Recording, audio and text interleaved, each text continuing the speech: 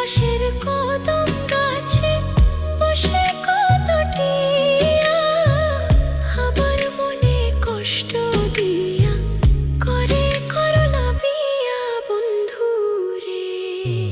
কি অপরাধ পাইয়া